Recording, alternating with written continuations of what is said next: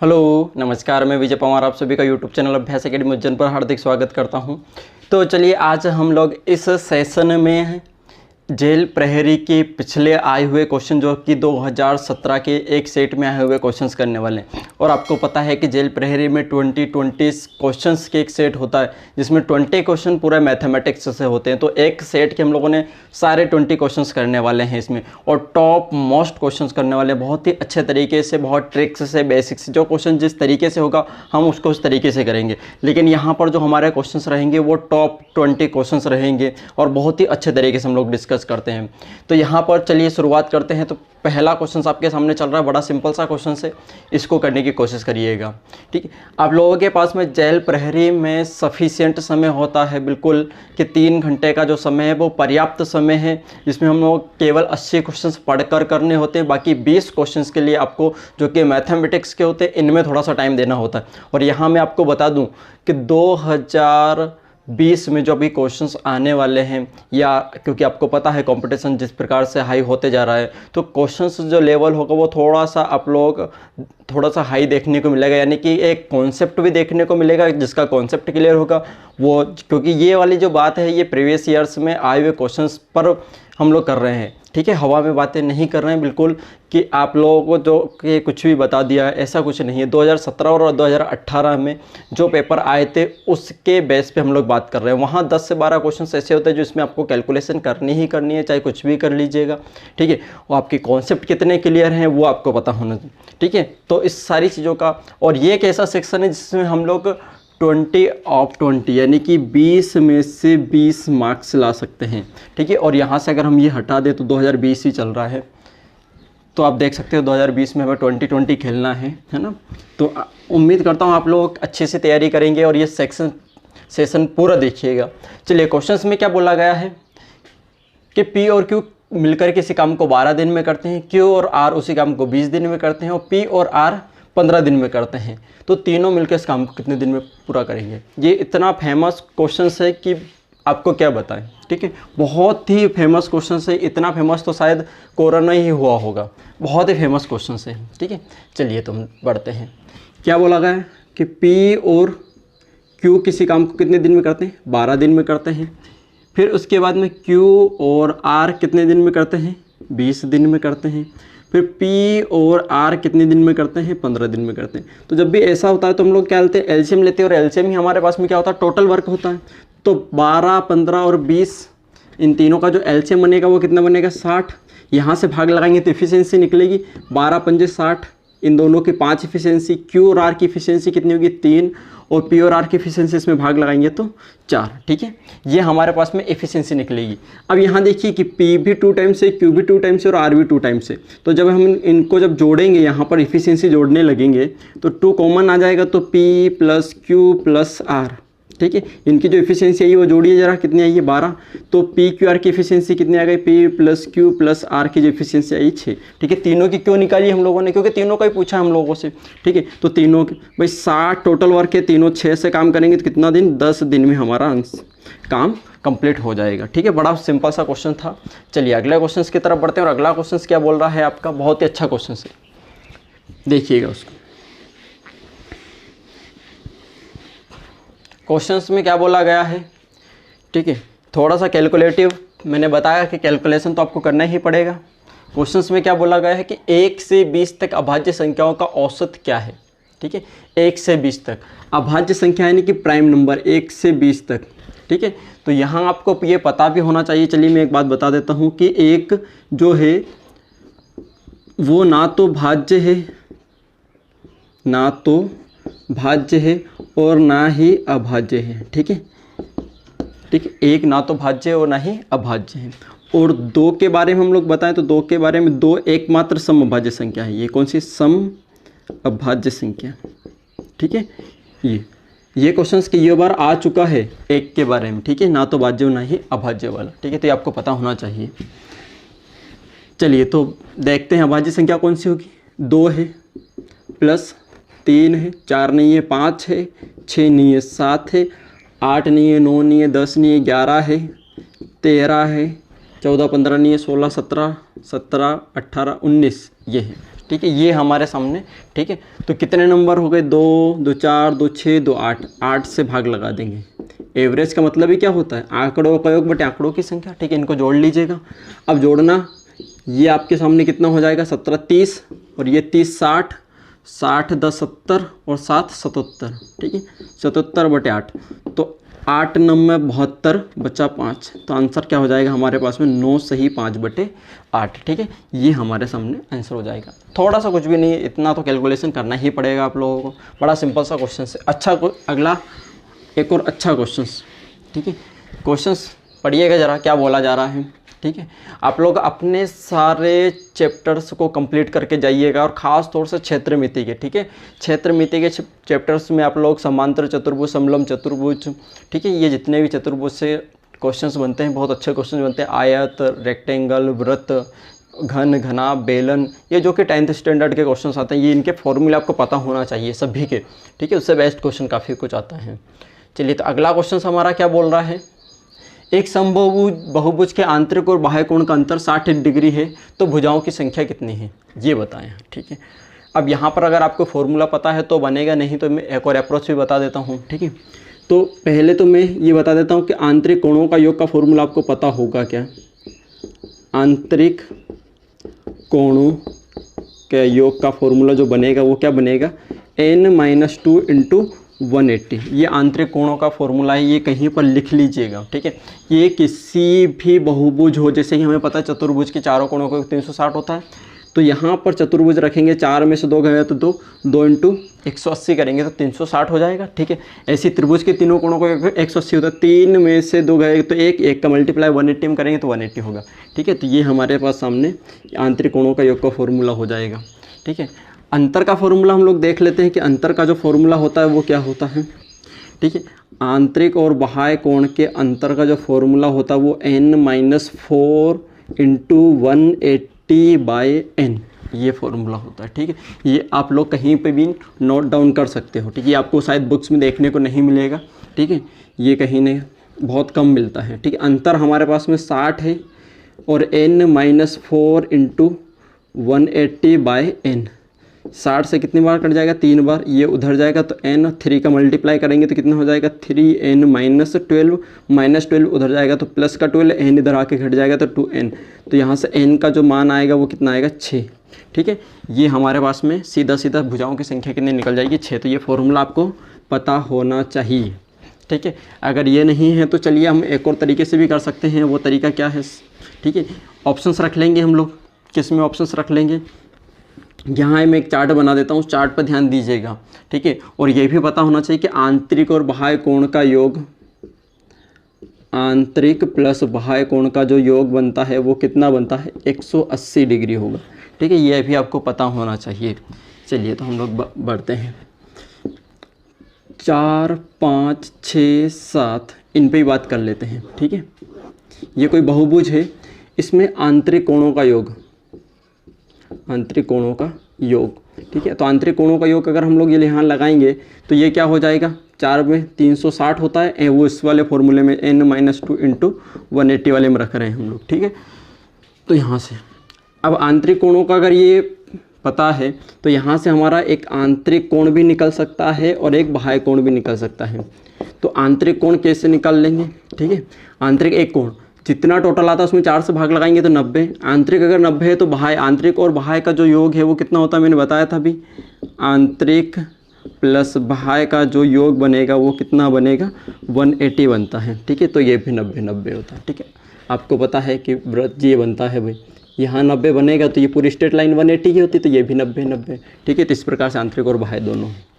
अब 5 है तो 5 में यहाँ देखिए, 5 में से 2 गए तो 3, 18 × 54, 540 बनेगा। 540 अगर यहाँ बना तो आंतरिक कोण इससे भाग लगा दीजिएगा, तो 5 एकम 5 5 8 108। अब अगर आंतरिक कोण 108 है तो बाह्य कोण कितना होगा, 72 ये होगा, और इनका अंतर देखिए कितना होगा। ठीक है, 28 8 36 का अंतर हो जाएगा।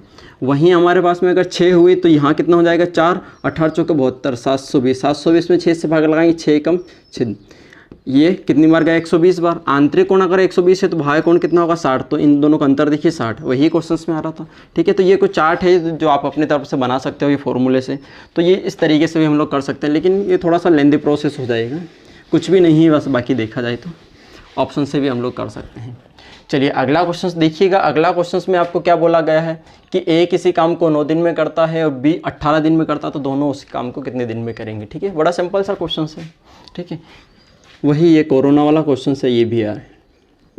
ए 9 दिन में करता है, बी 18 दिन में करता है, तो दोनों भाई 9 और 18 कैल्शियम 18, तो 9 से 2 बार, इससे 1 बार, तो ए प्लस बी टोटल काम कितना 18, दोनों की एफिशिएंसी कितनी 3 से कितनी बार कट जाएगा 6 बार, तो दोनों मिलके 6 दिन में। ये तो ऑरली सॉल्व हो जाएगा। ठीक है, बड़ा सिंपल।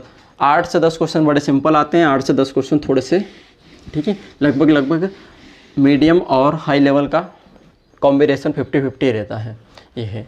चलिए अगला क्वेश्चन बड़ा सिंपल सा क्वेश्चन है, देख ही रहे हो क्या चल रहा है क्वेश्चन कि एक रेलगाड़ी की लंबाई 275 सेंटीमीटर है, अपनी ही समान लंबाई के प्लेटफॉर्म को वह 33 सेकंड में पार करती है, तो रेलगाड़ी की चाल क्या है किलोमीटर प्रति घंटे में, ये बताया गया है। ठीक है, तो जब आपको पता है कि जब भी कोई रेलगाड़ी किसी प्लेटफॉर्म को पार करे, किसी नदी को पार करे, किसी पुल को पार करे, सामने से आती हुई ट्रेन को पार करे या जाती हुई ट्रेन को पार करे, तो यहाँ ध्यान रखना कि जो टोटल डिस्टेंस होगी वो क्या होगी, एक तो इस खुद जो ट्रेन है इसकी खुद की लंबाई और ये किसी प्लेटफॉर्म को पार कर रही है तो इन दोनों की। ठीक है, या फिर ये ट्रेन है और ये हमारे पास में पुल है, तो दोनों की जो टोटल डिस्टेंस होगी वही हमारी क्या होगी डिस्टेंस का काम करेगी। ठीक है, तो आपको पता है कि स्पीड इक्वल टू क्या होता है, स्पीड इक्वल टू क्या होता है डिस्टेंस अपॉन टाइम, ये होता है। स्पीड हमें चाहिए, डिस्टेंस क्या होगी 275 और अपनी समान लंबाई के प्लेटफॉर्म का यानी कि इसकी भी 275, इसको पार करने में टोटल समय लग रहा है वो 300 सेकेंड। अब ये मीटर में हो जाएगी और ये हमारा टाइम है सेकंड में, तो जो स्पीड निकलेगी वो मीटर पर सेकंड में निकलेगी। ठीक है, तो यहाँ से देखेंगे जब इनको जोड़ेंगे तो कितना हो जाएगा 250, 502, 550। ठीक है, और इधर हो जाएगा 33, ये मीटर और ये सेकंड में। अभी हमें आंसर किलोमीटर में चाहिए और किलोमीटर में मीटर पर सेकंड से किलोमीटर में जाने के लिए, किलोमीटर प्रति घंटे में जाने के लिए किससे मल्टीप्लाई करते हैं 18/5 से किलोमीटर प्रति घंटे में जाने के लिए, और यहाँ किलोमीटर प्रति घंटे से मीटर में आने के लिए 5/18 से। ठीक है, ये आपको पता होना चाहिए। तो हम लोग इसमें भाई हमें तो किलोमीटर यानी बड़ी वैल्यू में जानना, तो ऊपर बड़ा नीचे छोटा ये हो जाएगा। ठीक है, 5 से कितनी बार कट जाएगा ये 110 बार, 11 से 10 बार, 11 से 3 बार, 3 से 6 बार, तो कितना हो जाएगा 10 × 6 60 किलोमीटर प्रति घंटे। ये हमारा क्वेश्चंस का आंसर हो जाएगा। कुछ भी नहीं है क्वेश्चंस में, बड़ा सिंपल सा क्वेश्चंस है ये भी। चलिए अगला क्वेश्चंस देखते हैं। अगला क्वेश्चंस क्या बोला जा रहा है हमारे सामने, बहुत ही अच्छा क्वेश्चंस है। और ये वाला क्वेश्चंस जो चल रहा है ये मैंने अपने जो वीडियो है लाभ हानि और बट्टा ये वाला, ठीक है, इसका डिस्क्रिप्शन में लिंक डाल दूँगा, वहाँ पर मैंने लाभ हानि डिस्काउंट वाला करवाया है। ठीक है, और हमारे बहुत सारे मैथमेटिक्स के वीडियो डले हैं और बिल्कुल सेक्शन में सीक्वेंस वाइज डले हैं। आप लोग चाहें तो जैसे परसेंटेज डला है पूरा परसेंट में जितने भी अच्छे से अच्छे क्वेश्चन बनते हैं सारे मैंने करवाए हुए। ठीक है, तो वहाँ से आप देख सकते हो कंपाउंड इंटरेस्ट में कितने अच्छे क्वेश्चंस बन सकते हैं, सारे मैंने टाइप वाइज करवाए हुए ताकि आप लोगों की जो क्लियरिटी हो वो बनी रहे। वहीं सिंपल इंटरेस्ट भी टाइप वाइज करवाया है, वहीं मैंने लॉस एंड प्रॉफिट भी टाइप वाइज करवाया है, वहीं डिस्काउंट भी टाइप वाइज करवाया, तो सारे बिल्कुल एकदम सिक्वेंस से वीडियो डले हैं। ठीक है, चलिएगा तो वहाँ से आप कर सकते हो। क्वेश्चंस में क्या बोला गया है कि यदि किसी वस्तु का अंकित मूल्य क्रय मूल्य से 20% अधिक है और कोई व्यक्ति 8% अगर लाभ कमाता है तो उस पर दी जाने वाला छूट क्या है, प्रतिशत में बताना है ये। ठीक है, छूट परसेंटेज क्या है ये बताना है।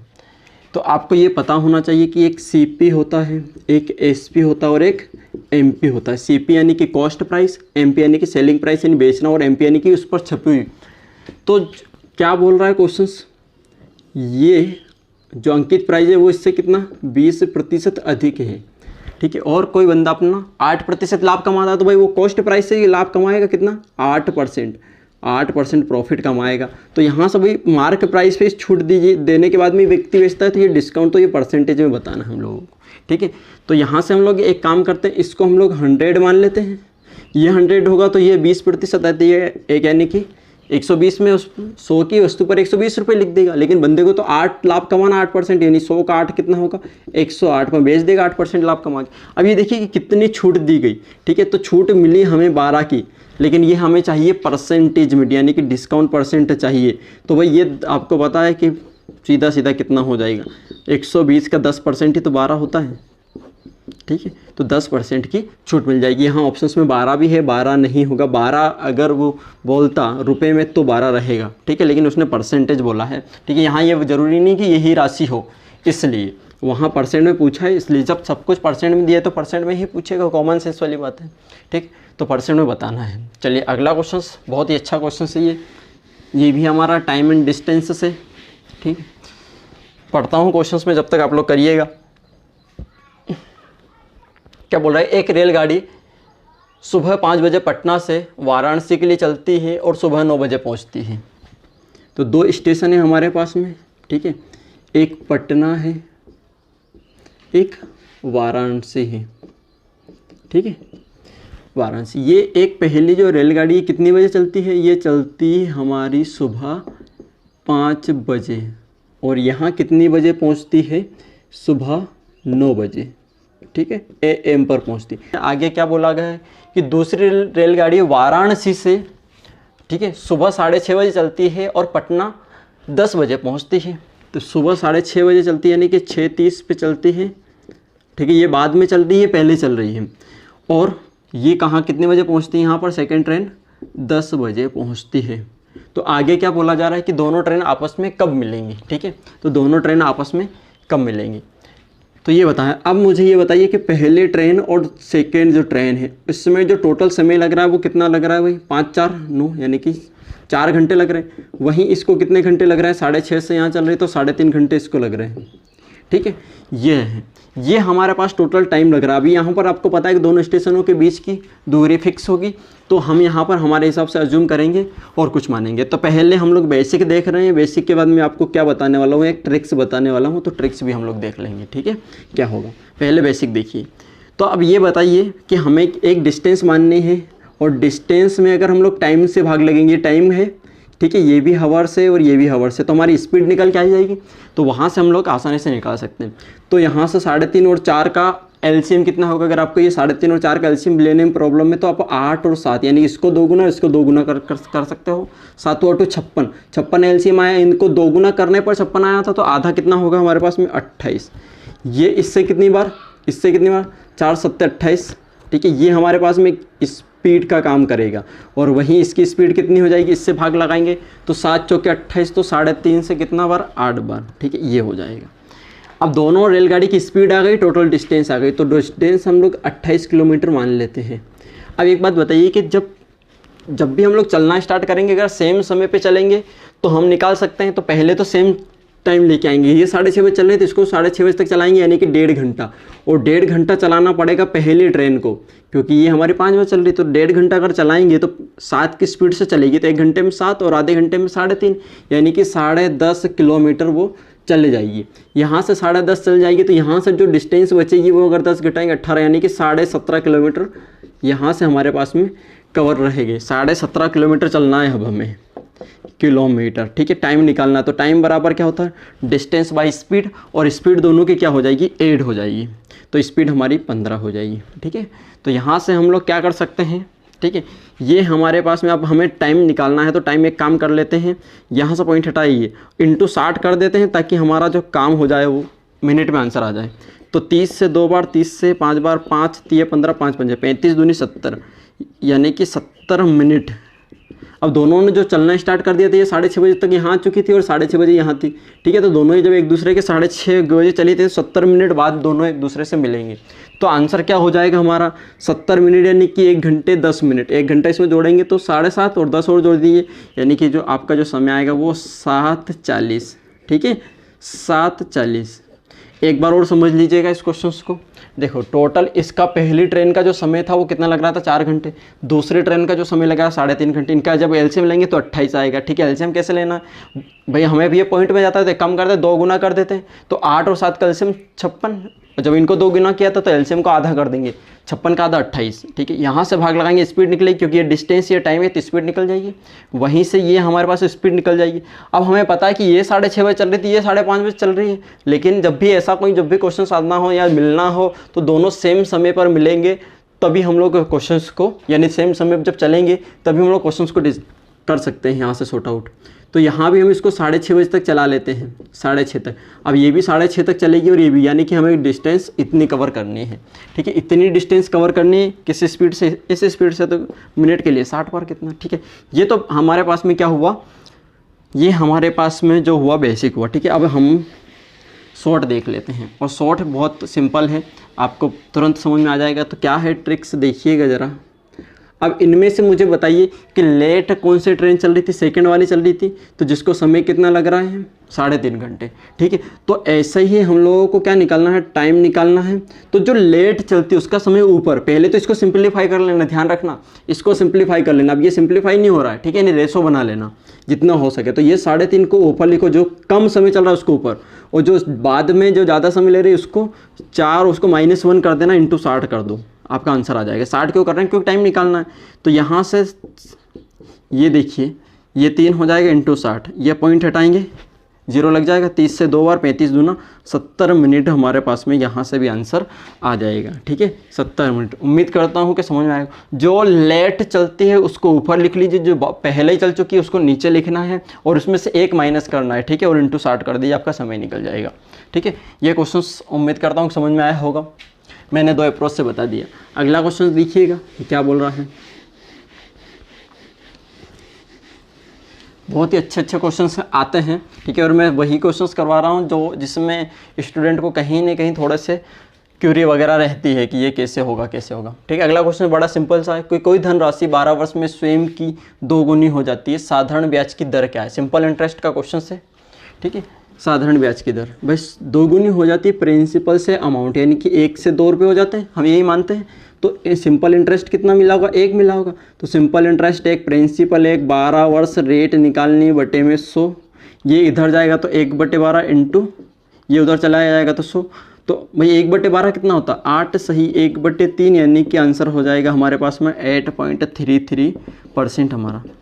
ये तो बड़ा सिंपल सा क्वेश्चन था, है ना, बिल्कुल लो लेवल का। साधारण ब्याज कैसे क्वेश्चन आ जाते हैं, मैंने बताया आपको कि 8 से 10 क्वेश्चन सिंपल आएंगे और 10 से 12 क्वेश्चन थोड़े से ठीक ठाक लेवल के आएंगे, ठीक है। अगला क्वेश्चन देखिएगा कि क्या बोला गया है कि एक पिता और पुत्र की 10 वर्ष पूर्व की आयु का अनुपात 3:1 है। तो फादर और सन का जो रेशो दिया है वो 10 वर्ष पूर्व का रेशो क्या दिया है, 3:1 इतना दिया है। फिर आगे बोला है कि 10 वर्ष बाद उनका अनुपात 5:3 हो जाता है। तो 10 वर्ष बाद जो रेशो है वो 5:3 हो जाता है। तो दोनों की वर्तमान आयु का अनुपात क्या है ये पूछा गया है, ठीक है, दोनों का वर्तमान का रेशो। तो अब यहाँ से डायरेक्टली देखेंगे, देखिए आपको 10 वर्ष पहले और 10 वर्ष बाद, 10 वर्ष पहले और 10 वर्ष बाद यानी कि जो अंतर होगा वो सीधा सीधा कितना हो जाएगा हमारे पास में 20 वर्ष का, है ना। और यहाँ देखिए अंतर कितना है, ये कितना बढ़ रहा है, ये कितना बढ़ रहा है, ये 2 बढ़ रहा है, ये 2 बढ़ रहा है, 2 बढ़ रहा है, यानी कि अंतर जो है वो 20 वर्ष का। 2 का मान 20 वर्ष तो 1 का मान 10 वर्ष, ठीक है। तो 5 का मान 50, 3 का मान 30, ठीक है। तो 10 वर्ष बाद अगर कोई 50 का होगा तो वर्तमान में कितने का रहेगा, 40 का। 10 वर्ष बाद अगर कोई 30 का होगा तो वर्तमान में 10 वर्ष पहले जाएंगे, यानी कि 20 का होगा, जो रेशो बनेगा वो क्या बनेगा, 2:1, ठीक है। इतना सही क्वेश्चन था, ठीक है। और अगर इनका एक बात और ध्यान रखना, अगर इनका अंतर अगर यहाँ बराबर नहीं आता है तो हम इसको ऐसा सॉर्ट आउट नहीं करेंगे। फिर अंतर हम लोग कैसे बराबर करते हैं वो उसको ध्यान रखिएगा। अंतर हम लोग इन नीचे वाले के डिफरेंस ऊपर वाले में मल्टीप्लाई कर देंगे, ऊपर वाले का डिफरेंस नीचे वाले मल्टीप्लाई कर देंगे, तो ऑटोमेटिकली हमारा क्या हो जाएगा, डिफरेंस इक्वल हो जाएगा। तो वहाँ से भी हम लोग कर सकते हैं। चलिएगा, तो आप लोग वीडियो को पॉज कर लिया करें और फिर करें, ठीक है ना। आप लोग इतना फास्ट ना करें, आप लोग पहले क्वेश्चंस को, जैसे ही क्वेश्चंस आता है वीडियो को रोक लें, ठीक है, फिर उसको करें सॉर्ट आउट, फिर आगे बढ़ें, ठीक है। आप लोगों को अगर कुछ समझ में नहीं आता या कहीं कुछ गलती करें तो वीडियो में हम सोल्यूशन मिल ही जाता है, ठीक है। तो इस टाइप से आप लोग वीडियो देखिएगा। चलिए अगला क्वेश्चन क्या बोला गया है कि एक व्यक्ति अपनी पत्नी को अपनी राशि का 1/3 भाग देता है, शेष का 1/4 भाग पुत्र को, शेष का 2/5 भाग पुत्री को देता है। उसके बाद में 3000 रुपये बचते हैं। तो उस व्यक्ति कि कुल राशि क्या है, ये बताया गया है क्वेश्चन में। ठीक है, तो यहाँ से हम लोग लिखते हैं, देखते हैं ये शेष वाले क्वेश्चन से इसको किस टाइप से करते हैं। इसकी ट्रिक देखिएगा, पहले पुत्र है, ठीक है, पुत्र, फिर उसके बाद में पुत्री है। ठीक है, पत्नी को 1/3 भाग देता है, पुत्र को कितना देता है 1/4 भाग, और पुत्री को कितना 2/5 भाग। उसके बाद में उसके पास कितने बनते हैं 3000। तो हम ये मानते हैं कि उसके पास टोटल 100 रुपये था।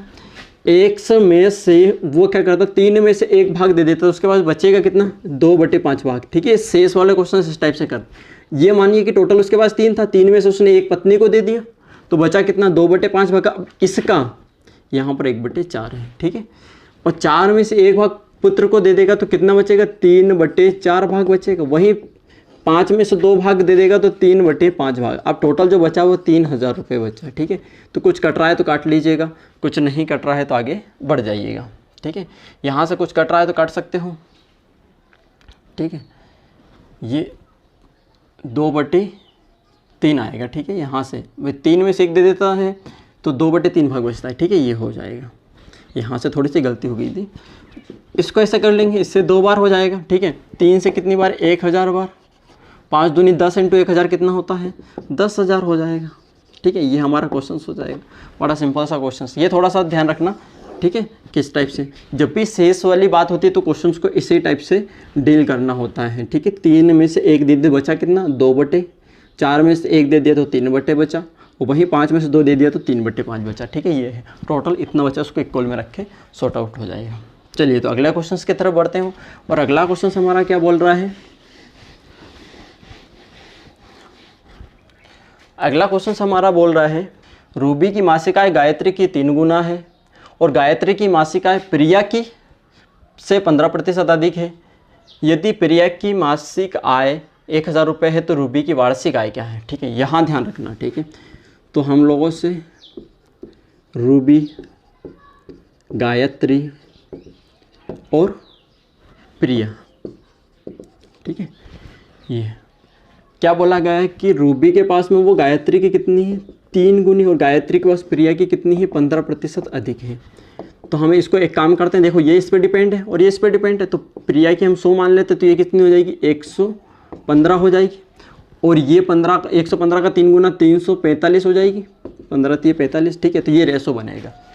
अब यहाँ ध्यान दीजिए कि ये इनकी मासिक थी, और प्रिया की मासिक आय कितनी है 1000 रुपये, 10 गुना है, तो इसकी कितनी हो जाएगी 1150, इसकी कितनी हो जाएगी 3450। तो ये इसकी मासिक आय होगी। लेकिन हमसे पूछा क्या है, वार्षिक आय पूछा है, तो वार्षिक आय यानी कि ये मंथली है तो 12 महीने की कितनी हो जाएगी। ठीक है, इसका मल्टीप्लाई कर देंगे, आंसर हो जाएगा 0 का 0, 12 पंजे 60, 6।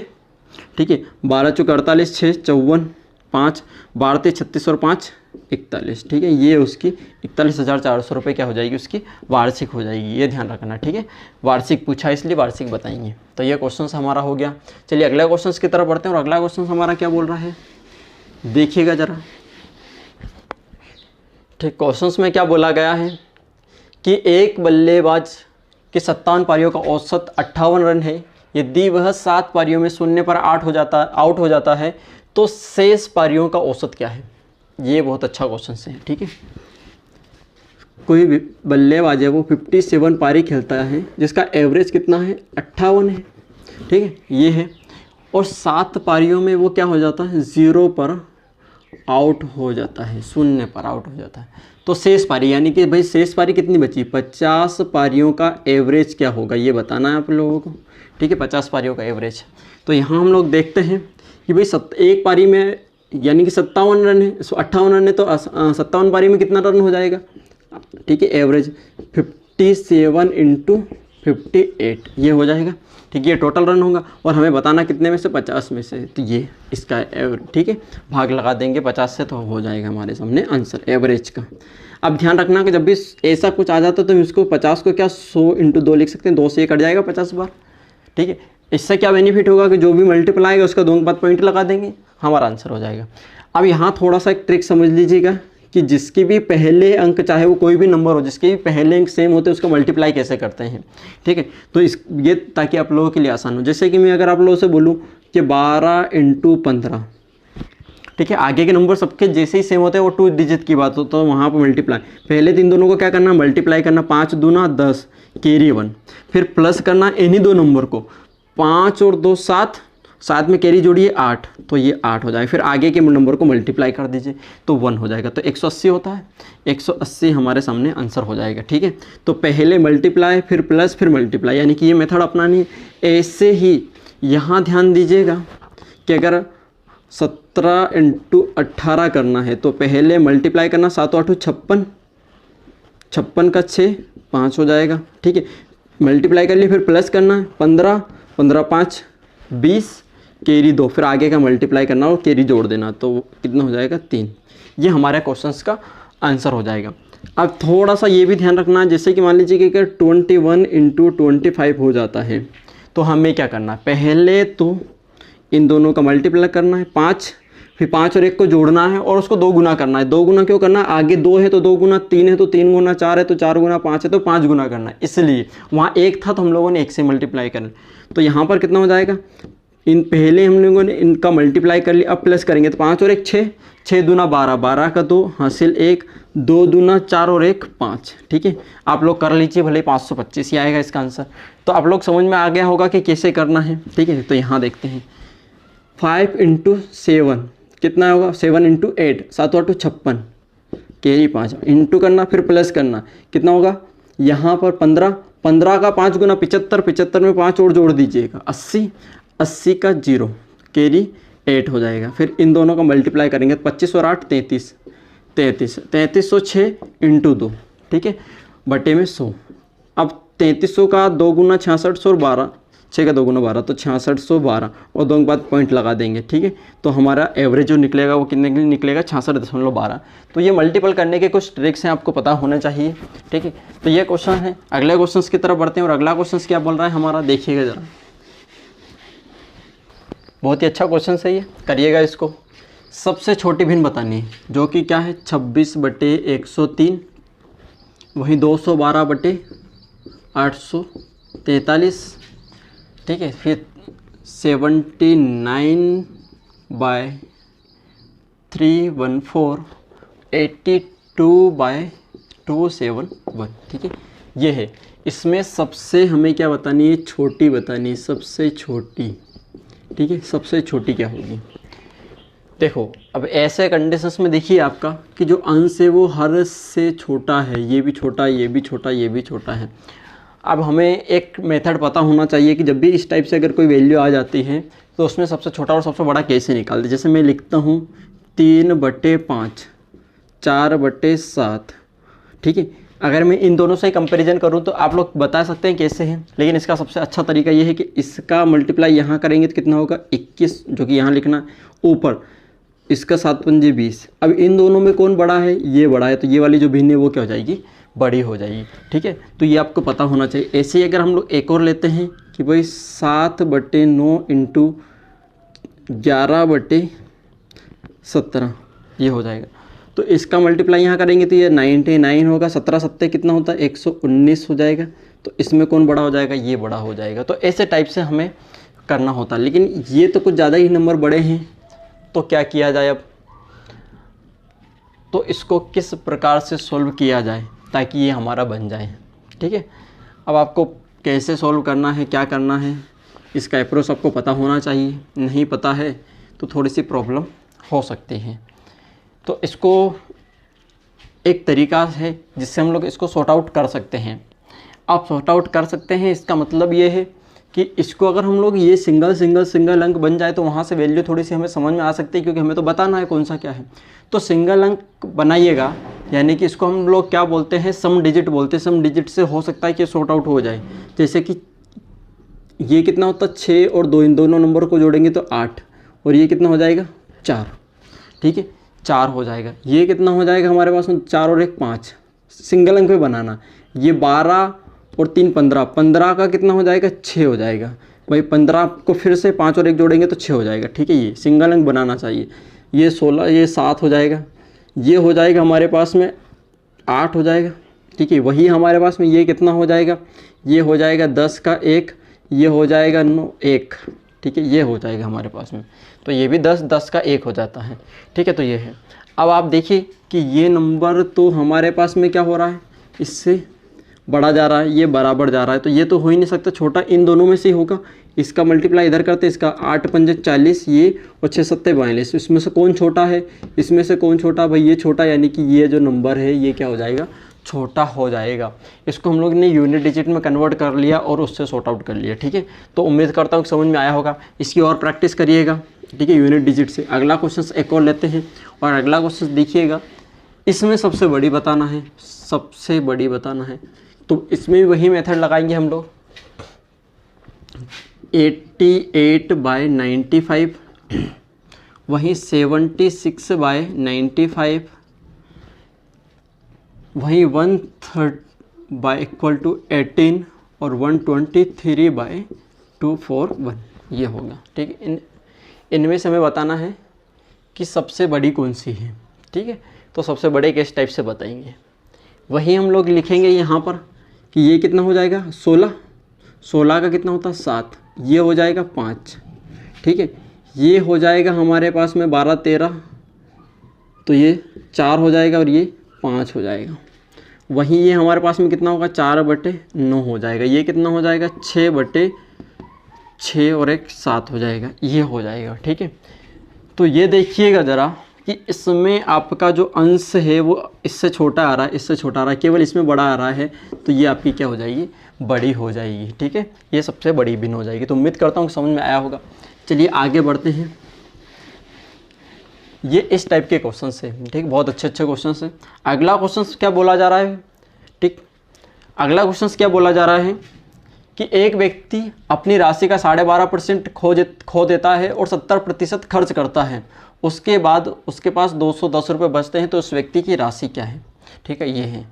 और ये वाला क्वेश्चन क्या है, यानी कि हम लोग 12.5% क्या कर रहा है, 12.5% वो खो देता है, तो 1/8, 8 में से अगर 1 खो देता है तो उसके पास में बचती कितनी, पहले कुछ थी अब बची कितनी, ये ऐसा कुछ लिखते थे भाई। 12.5% का मतलब 8 में से 1 खो देता तो 7 बची, फिर 70% क्या कर देता, खर्च कर देता, यानी कि ये होता फ्रैक्शन। 10 में से 7 अगर वो खर्च कर देगा तो 3 बचेगी। इनका आपस में मल्टीप्लाई करेंगे तो पहले राशि 21 रहेगी, बची कितनी, 7 थी 21, और क्वेश्चन में कितनी बता रहा है, 210। अगर 21 का मान 210 यानी 10 गुना, तो आंसर क्या हो जाएगा इसका, 10 गुना, यानी कि 800 हमारे पास में आंसर हो जाएगा। ये मैंने आप लोगों को परसेंटेज वाला और डिस्काउंट वाला सब उसमें पढ़ाया हुआ है, किस टाइप से सॉर्ट आउट हो जाता है। बड़ा सिंपल सा, कुछ भी नहीं करना था इसमें। अगला क्वेश्चन देखिएगा, अगला क्वेश्चन बहुत ही अच्छा क्वेश्चन है। अगला क्वेश्चन बहुत अच्छा क्वेश्चन है कि क्या बोला गया है कि समांतर चतुर्भुज में ए बी 14, BC 18, AC 16 और BC निकालना है, BD निकालना है ना। ए समांतर चतुर्भुज बना लेते हैं हम लोग, इसमें ABCD, ठीक है। तो AB क्वेश्चन में दिया है 14, BC दिया है 18, क्वेश्चन में AC यानी कि एक विकर्ण हमें दिया हुआ है 16, और हमें निकालना है BD, ठीक है, BD निकालना है, यानी दूसरा विकर्ण निकालना है, कहने का मतलब ये है, ठीक है। ये तो समांतर चतुर्भुज में जब 2 साइड मिल जाती है, एक विकर्ण मिल जाता है, दूसरा विकर्ण निकालने के लिए फॉर्मूला आपको पता होना चाहिए कि क्या है क्या नहीं है, ठीक है। तो यहाँ ये फॉर्मूला बनता है कि AB² प्लस BC² जो होता है वो किसके बराबर, एक विकर्ण AC² प्लस BD²/2 के बराबर होता है भाई, ठीक है। ये फॉर्मूला होता है। अगर आपको फॉर्मूला नहीं पता, मैंने स्टार्टिंग में बात करी थी कि अगर आपको कॉन्सेप्ट नहीं पता क्षेत्रमिति का तो फिर काम नहीं हो पाएगा। ये फॉर्मूला होता है सीधा सीधा, 2 साइड दे दी, एक विकर्ण दे दिया, दूसरा विकर्ण निकालने के लिए फॉर्मूला होता है।